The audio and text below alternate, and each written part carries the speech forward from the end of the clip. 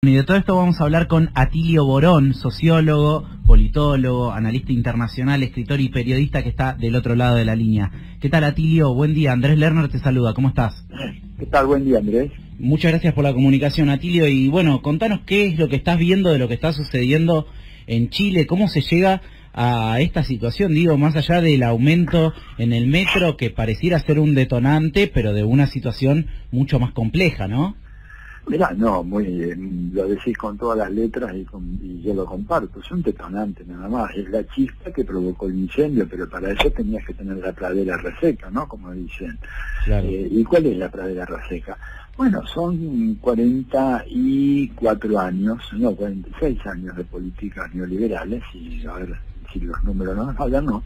¿Verdad? Desde el 73 hasta ahora, casi medio siglo, en donde esas promesas garantizaban crecimiento económico, redistribución del ingreso, fortalecimiento de las instituciones democráticas, y nada de eso ha ocurrido. De hecho, Chile se transformó en un país en donde tenés la mayor proporción de familias endeudadas, no solamente de América Latina, sino de las mayores del mundo, ¿verdad? Porque el consumismo, que es un poco la droga que mantenía unida a la sociedad chilena detrás de ese modelo nefasto que es el neoliberalismo, se alimentaba con créditos tras créditos. Cuando la gente no podía pagar, había nuevos créditos, y eso ha llegado a una situación límite de endeudamiento en donde 1 de cada 3 deudores en Chile ya no está en condiciones de pagar. Claro. Eso me lo comentaron a mí la semana pasada que estuve en Chile. Un costo de vida muy alto en Chile, ¿no? Que hace muy difícil una clase media como la que hay en Argentina, por ejemplo. Muy difícil. Imagínate que el costo de transporte, por ejemplo, todo privatizado, equivale casi el metro de Santiago al metro de Nueva York. Digo, no tiene ni pie ni cabeza. Es 4 veces más caro que el metro de Argentina. Entonces, evidentemente que aquí hay algo que no funciona bien. El hecho de que vos seas un trabajador registrado con pleno goce de tus derechos no te garantiza sino en una parte de esos trabajadores que con tus ingresos puedas superar la línea de la pobreza. En general te quedas abajo, aún teniendo un trabajo formal, registrado, etcétera, ¿no? Después tenés la sangría de tus recursos a través de la FJP o AFP, como le llaman en Chile, ¿verdad? Que son un negociazo absolutamente fenomenal, que te cobran una tasa real por la administración del dinero que te sacan ellos todos los meses del 20%, aunque la propaganda dice que es solamente del 2%. Tremendo. ¿Verdad? Pero bueno, sería largo explicarlo, sí, pero no. lo explicaron, matemáticas puras, ¿verdad? Y que a la hora de tienen que devolver el dinero, y eso es lo que ha empezado ahora justamente a resquebrajar el sistema. Sí, es una estafa de estos retails que también se están expandiendo acá en Argentina, ¿no? Principalmente de la cadena Cencosud y demás, que en Chile es muy fuerte, sí. Absolutamente. Acá aquello se empezó a resquebrajar porque la gente empezó a estar en edad de jubilarse. Cuando se va a jubilar, los señores de la AFP, con muy buenos modales, bien vestiditos y todo, dicen, no, mire, no le corresponde el 100%. ¿Pero cómo? Me habían dicho. Sí. Y bueno, pero hay que sacar un seguro porque usted se puede enfermar, entonces nosotros le cubrimos ese seguro. No, yo no quiero seguro, quiero mi dinero. No, pero igual tenemos la obligación legal de proteger su salud, etcétera, y además porque si hay una herencia, queremos asegurarnos de que la herencia vaya al que nos esté designe, total que en lugar del 100% le dan el 35%. Y entonces imagínate vos la sensación de estafa en la medida en que se corre la voz. Hubo una profesora que inició una demanda judicial y al cabo de 2 años y medio, la Corte Suprema finalmente falló en favor de ella. Pero es un caso individual que no significa que todos los demás casos van a acogerse a la misma regla. Entonces digo, la sensación de estafa, el dinero que no te alcanza, 1 de cada 3 endeudados que no puede pagar, el transporte que aumenta. Para un trabajador común, el transporte representa el 15% de su salario. Para solo el viaje de ida y vuelta de su casa a el lugar de trabajo. Si quiere hacer algún viajecito más, bueno, ya se le va prácticamente la tercera parte de su salario. Entonces digo, es una situación insostenible. Lo sorprendente es que se haya demorado tanto, lo que yo digo en una nota mía ayer en página, lo sorprendente es la enorme eficacia de los aparatos de propaganda que convencieron a la gente que este era el mejor camino para el progreso, el bienestar, el desarrollo, cuando es un camino que ha logrado un enriquecimiento fabuloso de los más ricos en Chile. El 10% más rico se queda con el 27% del ingreso nacional, y el 50% más pobre se queda con el 2.5% del ingreso nacional. Entonces, decime qué clase de democracia podés armar con semejante estructura de desigualdad en la distribución de los ingresos. Una farsa democrática, y por eso la gente no va a votar, y por eso Piñera, cuando lo eligen, gana con una votación que equivale apenas al 26% de la población que estaba en condiciones de elegir en Chile. Claro, el voto no es obligatorio, además en Chile. La inscripción es obligatoria, el voto no es obligatorio, claro. ¿Te das cuenta? Y la gente entonces se inscribe, porque mejor dicho, le inscriben de oficio, no se deja inscribir, pero después si querés ir a votar o no, es asunto tuyo. Bueno, el resultado de todo esto es una casta política que se ha perpetuado en el gobierno, de la época de Pinochet, 50 años atrás, absolutamente insensible ante las necesidades de la población, hipermillonaria, ¿verdad? Gente que, como la carrera política le ha significado adquirir unos recursos absolutamente extraordinarios. Los legisladores chilenos están entre los 5 mejor pagados del mundo. Digo, este es un dato que no se corresponde con la realidad de un país subdesarrollado como es Chile, como es la Argentina, como somos todos nosotros.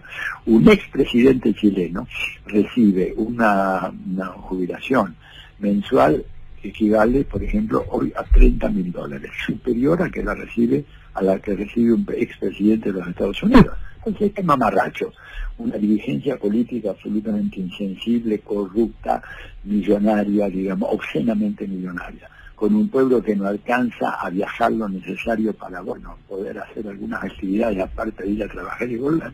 Bueno, simplemente se reveló, se dio cuenta, se le cayó la venda de los ojos, y ya Chile nunca volverá a ser igual. Ahora, Atilio, viendo el panorama, ¿no?, que hay en el clima social chileno, en el clima social ecuatoriano y en términos electorales de lo que está sucediendo en Argentina, da la sensación de que no hay más espacio para ajustar en América Latina, ¿no? No, y no solamente eso, mira, Andrés, no hay más espacio para ensayar políticas neoliberales, porque si el modelo que te lo refregaron por los ojos durante 50 años, el gran modelo, el gran éxito económico, social y político, etcétera, se te viene a... Todos decían hay que ser Chile, decían acá. Claro, hay que ser Chile, Macri lo ha dicho tantas veces, hay que ser como Chile. Bien, andá a ser como Chile, andá a vivir como viven los chilenos. Digamos, eso lo dicen la gente que simplemente reproduce sin pensar, ¿no es cierto?, los datos que vienen de las oficinas de propaganda de Estados Unidos, que es el gran propagandista del modelo chileno, como el Banco Mundial y el Fondo Monetario Internacional, todas estos crápulas, estas instituciones siniestras, ¿verdad?, que han condenado a nuestros pueblos a la pobreza, a la miseria, a la dependencia, a la vulnerabilidad externa. Claro, te ponen el Chile como el modelo. Pues ¿cómo no va a ser modelo si se ha privatizado todo en Chile? Hasta el agua es privada, no solamente el agua que se distribuye, sino el agua que cae del cielo. O sea, vos te agarran en un pueblito chiquito en Chile con un balde de agua recogiendo agua de la lluvia, viene el inspector municipal y te pone un parte, como lo dicen en Chile, porque estás apropiándote de algo que es ajeno. Dios mío, qué locura. Sí, bueno, es el único país en el mundo donde el agua ha sido privatizada desde sus fuentes, sean las fuentes manantiales, la lluvia o lo que sea. ¿Se das cuenta? Sí. Bueno, y privatizaron todo, ¿no es cierto? Fíjate vos que Chile, con la época de Allende, logró la nacionalización y la estatización de las grandes empresas de cobre. Como decía Salvador Allende, el cobre es el sueldo de Chile, no puede estar en manos privadas. Bueno, hoy en día apenas queda en manos del Estado chileno el 36% del cobre. El resto, las 2/3 partes, se lo han rifado entre las grandes empresas transnacionales, con la complicidad corrupta de esa élite política que fue partícipe de todos esos negocios. Atilio, ¿qué información tenés de cómo está la situación ahora en Chile?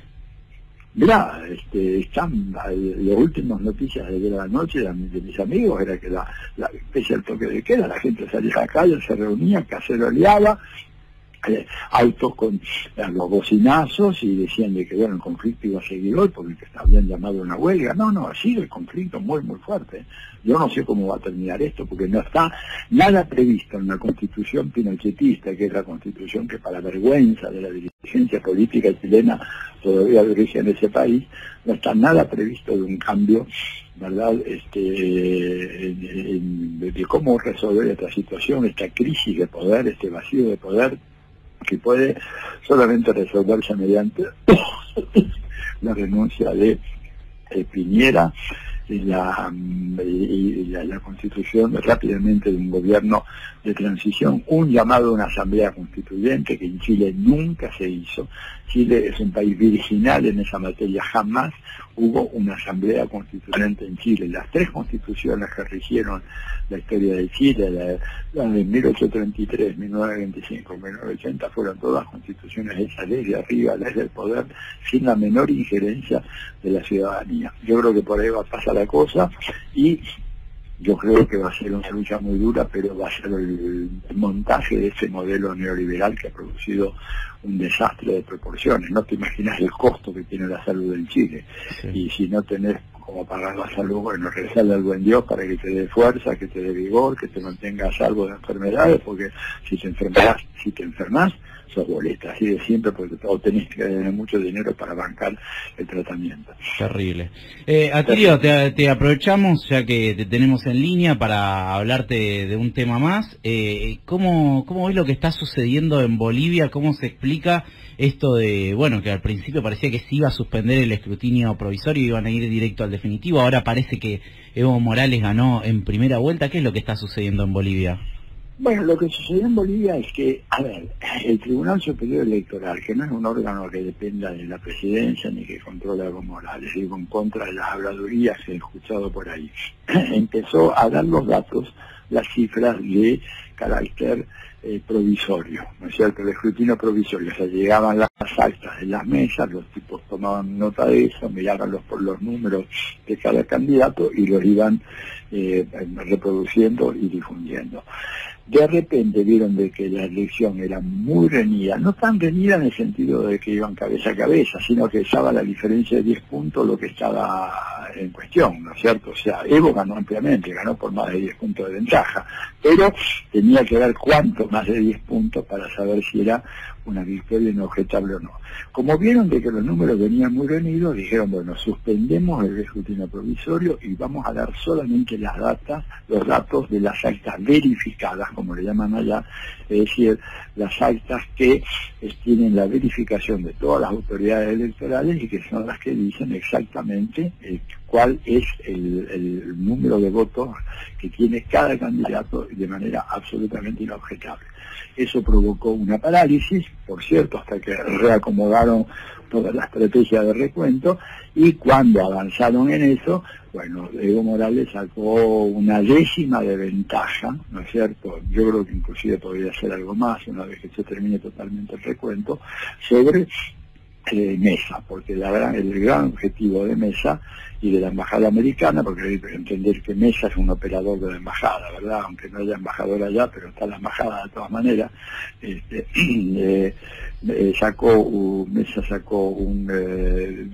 Evo sacó una luz pequeña de ventaja y con eso, digamos, prácticamente ya resuelta su reelección en primera vuelta.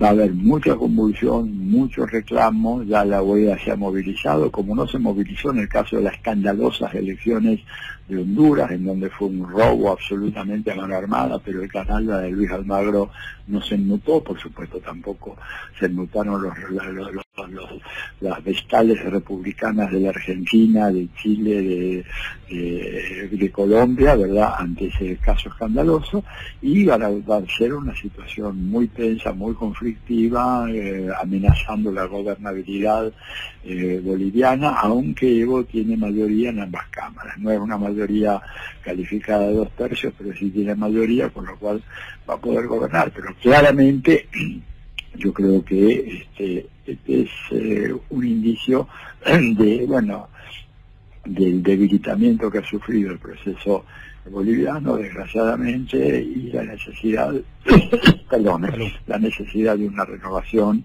que, bueno, se va a plantear para el 2025, ¿no es cierto? Porque probablemente hay un proceso de desgaste muy fuerte, injusto, porque Evo ha hecho una tarea absolutamente excepcional en Bolivia. La manera como ha cambiado Bolivia durante la gestión de Evo es algo absolutamente increíble, ¿verdad? Y lo cual desmiente la tesis de que si manejas bien la economía, la gente te responde y te avala con tu voto. Mucho más complejo, sí. Atilio... Mucho más, claro, muchísimo más complejo, porque la economía boliviana es la estrella del crecimiento económico de América Latina. Digamos, pueden pagar 2 aguinaldos por año cuando el Producto Bruto está por encima del 4.5, lo han hecho en varias ocasiones, y pese a eso hay un sector muy importante que vota en contra. Claro. Entonces, evidentemente hay algo, esa conexión entre economía y política que hay que revisar ahora. Atilio, muchísimas gracias por la comunicación, ¿eh? De nada, gracias a ustedes, buen día. Un gran saludo, un lujazo que nos dimos acá en la mañana de FM La Patria a charlar con Atilio Borón, bueno, sociólogo, politólogo, analista internacional, uno de los tipos que más sabe de América Latina, que mejor entiende la realidad política latinoamericana, y nos explicaba todo este contexto. Ecuador, Chile, Bolivia, todo lo que está sucediendo por estos días, que sin duda también van a tener un impacto directo en la actualidad argentina y sobre todo en lo que vaya a venir a partir del 10 de diciembre, cuando seguramente haya un cambio de gobierno en nuestro país.